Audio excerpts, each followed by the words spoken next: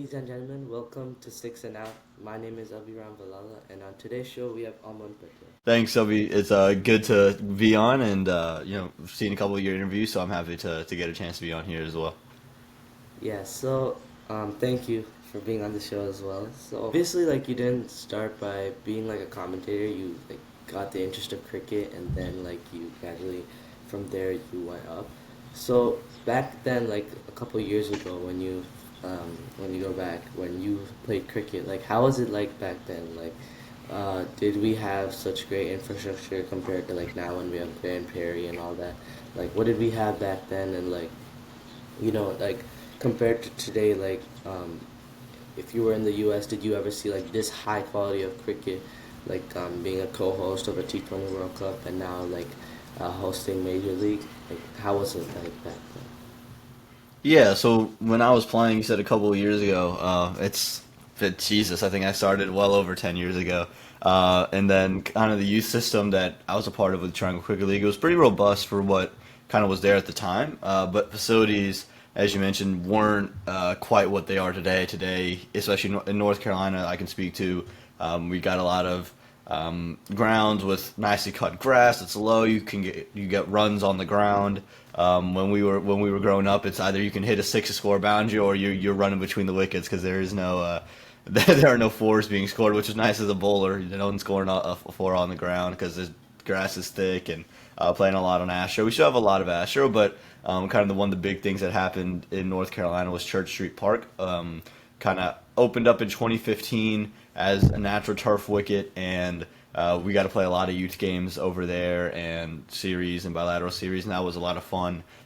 You get to learn how to deal with the dew at nighttime and deal with playing on pitch and the spin on that surface and trying to bowl with the metal spikes on. It's very different to bowling with the rubber spikes. So you could see the steady increase, and then today I think there's a way more robust structure for tournaments with the MILC youth program or the MILC junior program that kind of gathers up regions versus kind of the way it was for us was there were these little tournaments, and then you would have your managers kind of call, see if you can get a part of them, and it wasn't as structured, I think, as it is today from that front. And then on the other side of your question, talking about in the U.S., the cricket that we're hosting, it was kind of it wasn't like this. I remember in 2018 when USA came to Church Street Park, part of a qualifier with Bermuda and Panama and Canada, and Stephen Taylor, famously scores 22 off the final over against Junaid Siddiqui.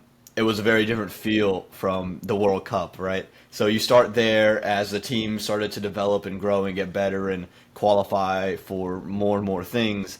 You could just see the country itself start to catch up, and through minor league cricket, through that little domestic system, with their team, they were able to put in hybrid surfaces and build Grand Prairie from kind of the minor league baseball stadium. They've gotten Church Street Park to be a temporary venue, and now to see the World Cup that happened at Grand Prairie, to see Pakistan play there, and then now in Major League Cricket to see the likes of Pat Cummins and Trent Bolt and Nicholas Puran, to see all those guys go to Church Street Park and score runs. It's a cool little thing because there's a little time capsule over the past 10 years or so of how cricket has really changed. And I would argue since 2018, I think cricket in the States has changed dramatically. I think it's changed more in those 6 years than probably it's changed in the last 50 before that.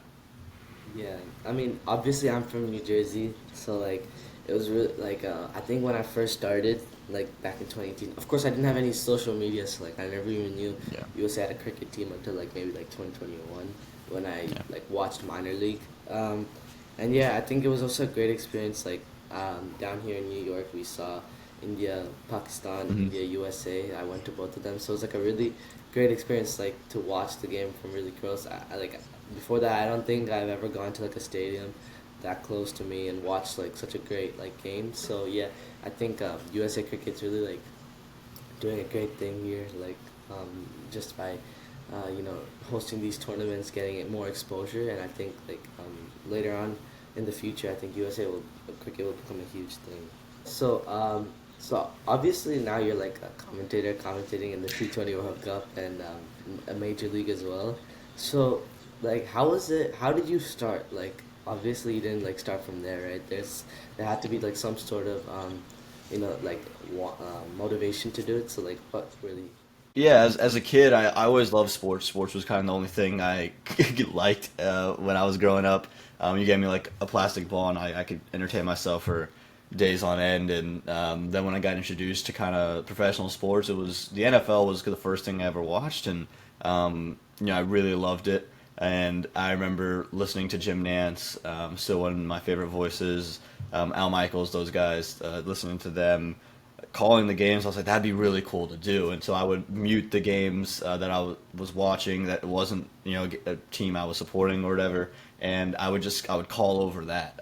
And so I kind of always knew I wanted to do that. Didn't know how I was going to do that. And then I started playing cricket. And I got to play with some really talented people, Sai Mukamala, Yasir Muhammad, and they showed me that I was not very good at cricket and that this wasn't something for me, which it's all right. And I kind of in 2020 when COVID hit, I was bored. I needed something to do, and I said, well, I'm a junior in high school. I got college apps coming up in the summer, so I might as well figure it out now before I try to apply for college and try to get a comp sci degree, and maybe if I do enough here, I can go and try to get a journalism degree instead.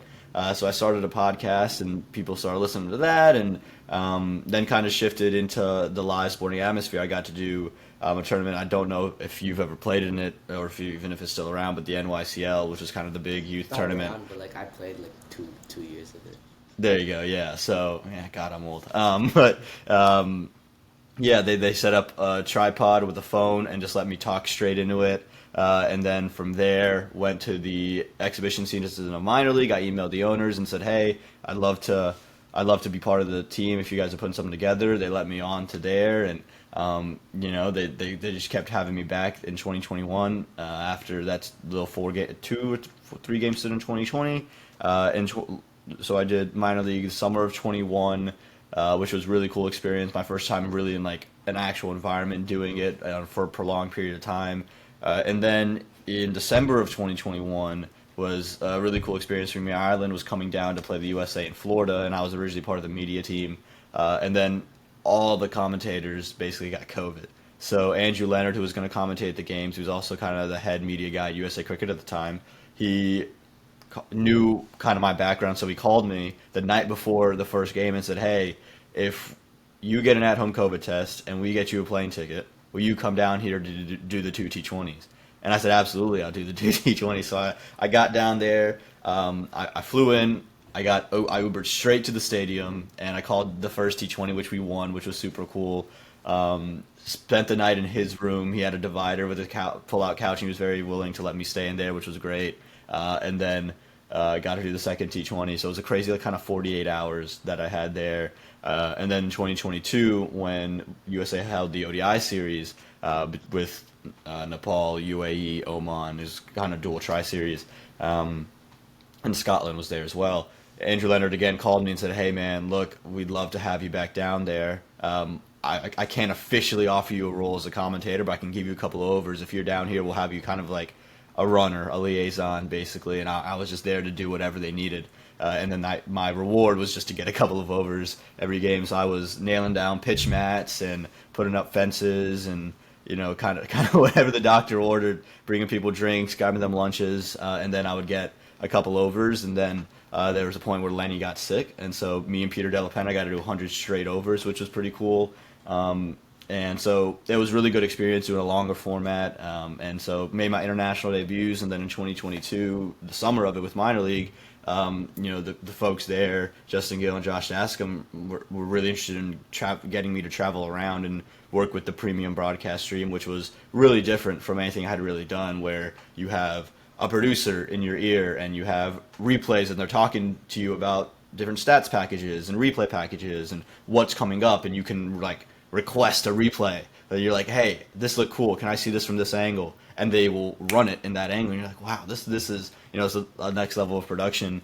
So I got to do that in 2022, and then in 2023, I got to be the PA at Major League Cricket, which was again another great experience, another skill set. Try to learn from every experience I have, and then this past summer's been kind of a whirlwind. Got to go down to the World Cup as an in-venue host. I was in Barbados and Florida.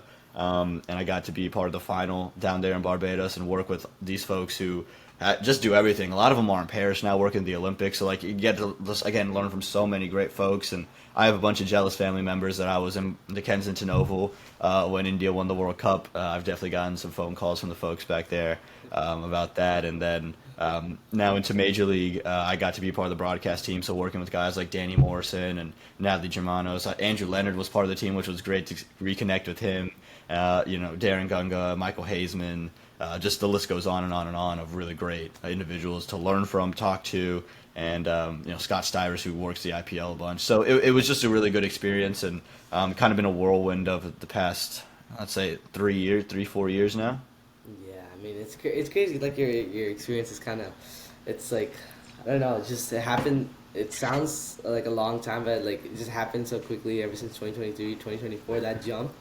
And Yeah. I like how you like mentioned like you used to like mute the channel and like commentate. Actually, like down here when I like practice, I like commentate in Danny Morrison's Yeah. voice. Like I The Morrison voice is great, man. The yeah, Morrison voice is awesome. But yeah, like, yeah, that's literally what it was. It was just I would always just talk just through the sporting events. Like I always like to think about the game, and I was never very good at the physical part of the game. I was never the quickest bowler. I never had the strongest arm.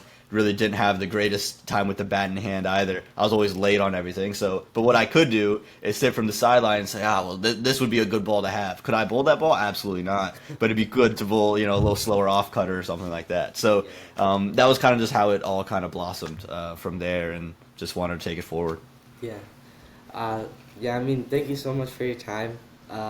If you could just end off by saying like, there are a couple people down here who like also like are trying to do a podcast. My friend is also trying to do one. So like maybe a couple words on like how you like found that motivation just to end it up.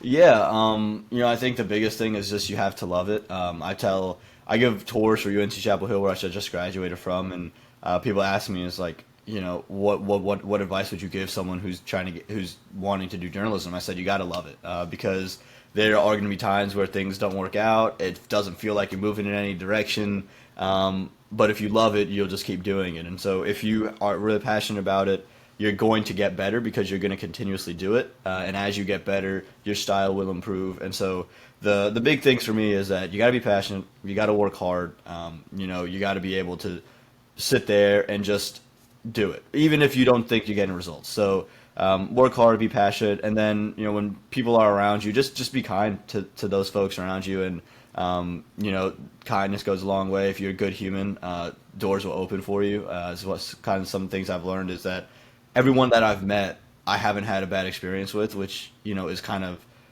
really impressive, to be honest with you. Like when you talk about all these big time commentators, they could have a huge ego and want this, and they're all just kind of the most genuine, nice people, even though they've been all over the world. And they're also incredibly hardworking, and they're incredibly passionate. And so those three things, I think, go hand in hand. And if you do those things, I think there's very few things that'll stop you if you have those three qualities about you. Yeah, I mean, I'm really hoping to go down like your path. I wouldn't say you're lucky, but like it's like really like great to just see like a local person here having that much experience. So yeah, I mean, thank you so much for your time, Aman. I mean, it's been a great experience to have you twice because of yesterday. But yeah, so thank you so much. That will be the end of our podcast, ladies and gentlemen. My name is Abhi Ramvalala, and this is Six and Out.